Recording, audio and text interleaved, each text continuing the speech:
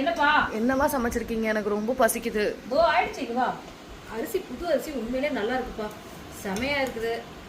சுட சுட சோறு வடிச்சாச்சு.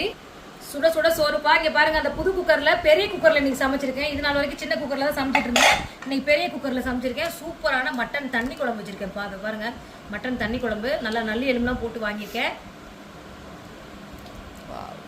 இந்த குக்கரோட லிங்க் வேணும்னா சொல்லுங்கப்பா, தரேன். இதில் வந்து எக்ஸ்ட்ரா ஒரு வால்வு கொடுத்துருக்காங்க. இது ரொம்ப நல்லா இருக்கு, பரவாயில்ல, சேஃப்டியாக இருக்கு. அதே மாதிரி எறா வந்து 65 பண்ணியிருக்கேன்ப்பா. எறா 65 அதையும் இதிலே அப்படியே வச்சுக்கலாம். அது தொட்டு சாப்பிட்றதுக்கு ஆனியன். இது வந்து பார்த்தீங்கன்னா எக் அப்படியே வந்து வறுத்துருக்குறேன்.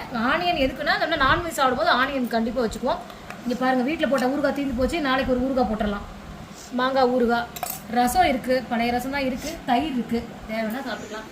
எங்கள் வீட்டில் லஞ்ச் பண்ணி இதுதான்ப்பா. உங்கள் வீட்டில் என்ன லஞ்ச் பண்ணுறத கமெண்ட்டில் சொல்லுங்கள். ஒரு லாங் வீடியோ போட்டிருக்கப்பா. கல்பனாவுக்கு வந்து படிப்புக்காக என்னன்றத பற்றி பேசுறதுக்காக லாங் வீடியோ போட்டுருக்கேன். கீழே டேக் பண்ணுறேன். டைம் இருந்தால் செக் அவுட் பண்ணி பாருங்கள். வாங்க சாப்பிட்லாம்.